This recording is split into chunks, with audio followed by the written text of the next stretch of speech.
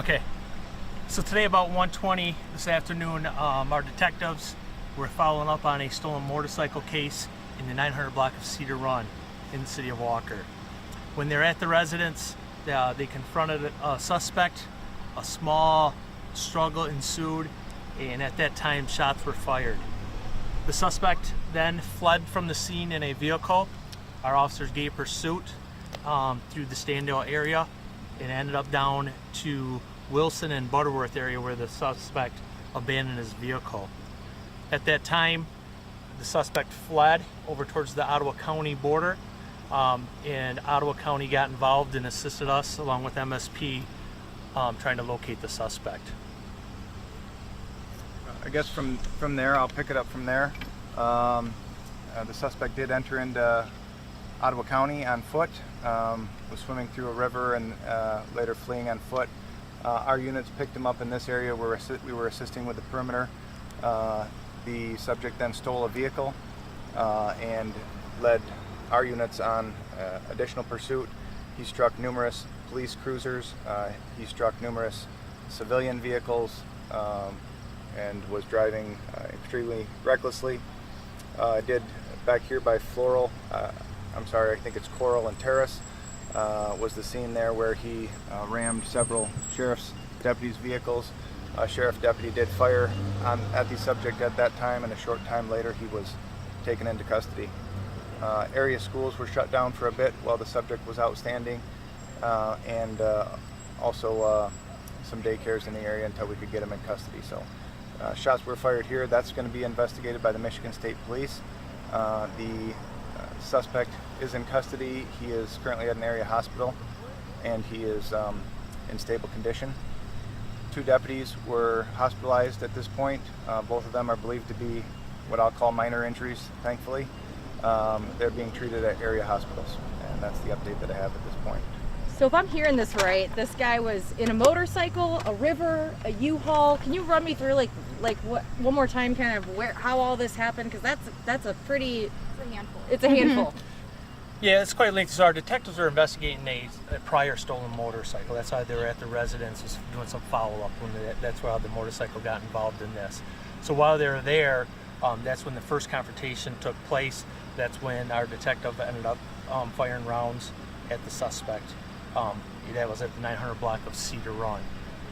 He got into his own personal car, which I believe is his own personal car, and fled that scene. So that was the original pursuit was with the vehicle from the 900 block of Cedar Run. He abandoned that vehicle over by Johnson Park, where he fled on foot, swam the river, and then ended up stealing the U-Haul down here in the Georgetown area. Once the U-Haul was stolen, he led deputies on an extensive chase throughout the neighborhoods here. He was driving through yards. Items were spilling out the back of the U-Haul. He was ramming deputies, rammed several vehicles and road signs also on Baldwin Street in the area here, before he was eventually taken into custody, like I said. No life-threatening injuries to the deputies at this point, and the suspect's in the hospital, and he'll be headed to the jail after that. Is he suspected to be under the influence at all when this occurred? It's too early in the investigation to know that at this point. He's being treated for a gunshot wound. We haven't gotten into the any substance use. You said he was struck by a gunshot, is that right? Yes. Correct? Okay. Have you had run-ins with him in the past? You know, if any other criminal activity from this suspect? We're not going to comment on his past right now until we can confirm that stuff. I think once we can confirm we can release that. How did you guys get the stolen motorcycle? Was that a call from today, or was that from yesterday? I'm not sure when the actual motorcycle. I know our detectives were out following up on the case. I don't know the exact date when that motorcycle was stolen, but that's what they're originally there for, is following up on the stolen motorcycle that supposedly might have been at that residence. Okay, so you got a call. How did you get the tip that the motorcycle was there? That's through our detectives. That's what they do. So I mean, they get leads all the time, and they go out and follow these things up. If somebody's stealing cars, motorcycles, or whatever, they go out there and they investigate. So we're not sure if he was, stealing the motorcycle at the time. He was just in the area at the time. The motorcycle was at his house, correct? We believe it was his residence. The motorcycle was at a residence. We were at the residence following up to figure out why the stolen motorcycle was there when the confrontation happened. What was the nature of the shots fired there? I mean, was there a gun pointed at or did he have a weapon, or Weapons were, yes, there was a gun involved, so we'll leave it at that right now. It's a very preliminary. So once we get that information, we'll be able to release that farther down. I'll also state that our detectives do have body cams, so those will be reviewed, and as soon as we can get that out, probably early next week we'll get that out with it being a weekend. Were any Walker officers hurt? No, none of our officers were hurt. And just to confirm, no neighbors or anyone was hurt? We've canvassed the area. There's about 3 or 4 blocks here. The scene was quite extensive. You may have seen our UAV is up overhead now, mapping and photographing the area. Michigan State Police investigators are on scene to assist with the officer-involved shooting portion of it. We have numerous sheriff's cruisers that have been crashed at this point. Numerous, like I said, civilian vehicles have been crashed. There's debris spread all over. It's an extensive scene that'll take us a long time to work out. At this point, we haven't gotten a report of any injured civilians, and we've canvassed the area as thoroughly as possible. So how did he get into this U-Haul? Where was that at then? Once the subject fled, swam the river, and continued on foot, he came over here in Georgetown Township, came out of the wooded area, and was able to steal the U-Haul truck, which was in the process of being loaded with items, and that started a secondary pursuit until deputies were able to take him into custody.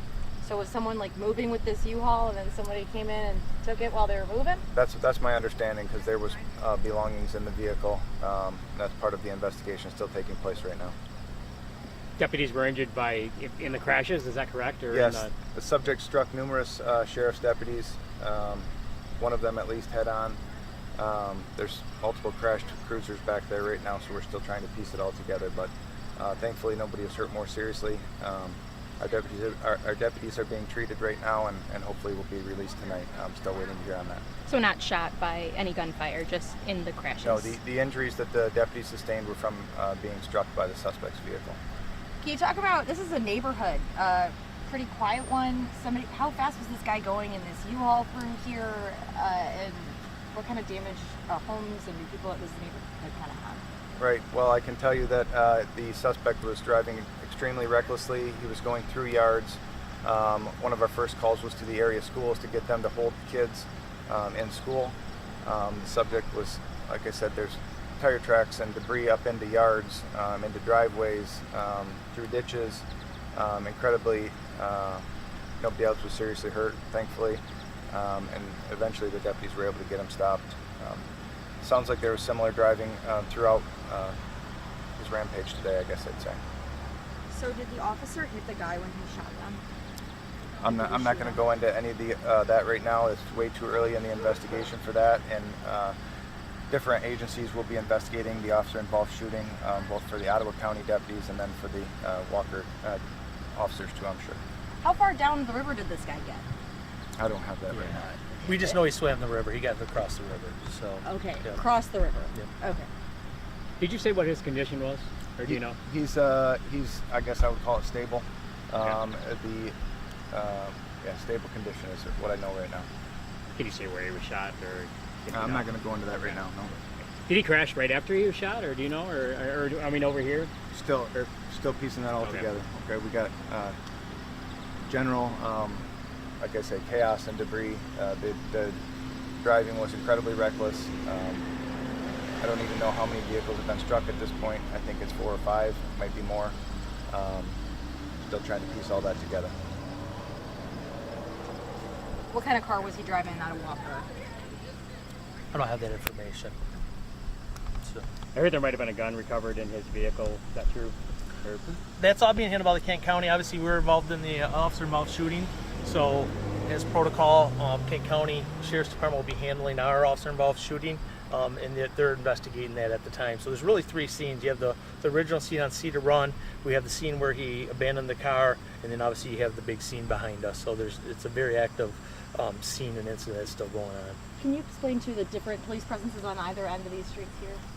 Well, I can tell you we appreciate the cooperation of our local agencies. When this was ongoing, there was numerous units that were trying to get the subject into custody. I know the pursuit went through Walker. It went Michigan State Police assisted in it. Obviously the Ottawa County Sheriff's Office assisted in it. think it went through Granville Police Department at one point. We're fortunate that no one was killed during this incident. It was incredibly dangerous. The driving was incredibly erratic and dangerous, and there was, like I said, that cooperation between multiple different agencies is greatly appreciated. That's what ultimately helped us get him into custody here. Yeah, how did the U-Haul ultimately stop? I'm not going to go into that at this point, but we were able to take him into custody. Was he shot the first time? I mean, was he injured during that first incident? Is that? We're I still heard some looking- blood on a trail and things. Yeah, we're still looking into all that stuff. Like I said, that's all being turned over to the Kent County Sheriff's Department in our city. Obviously, there's some shots fired down here, which is in Ottawa County. So again, there's multiple scenes, multiple jurisdictions and agencies that are involved in this. So, for now, that's where we're at with this. We'll obviously get some more information out when we can. It being a weekend, it's going to be kind of tough here and stuff like that. But as soon as we get more information, we'll definitely get that out to you guys. Okay? Did a deputy or officer shoot him? An officer. Well, There's two separate ones. Yeah. I think we've explained that a Yeah. couple times, so we don't have all those details yet. There's two different scenes in two different jurisdictions Was the with guy on a miles long? a bunch of stuff in between that's going to take days, if not weeks, to piece together. So And 2 different shootings at this event. two different departments that we know of right now, yes. Okay? Thank you. So we'll give you an update if we know anything else. That's all we got right now, okay? Did you say if this guy had a record? Do you know what his past is, or did you address that? We're not going to get into that right now. Yep, we'll get that later. So, All right. yep, thank you.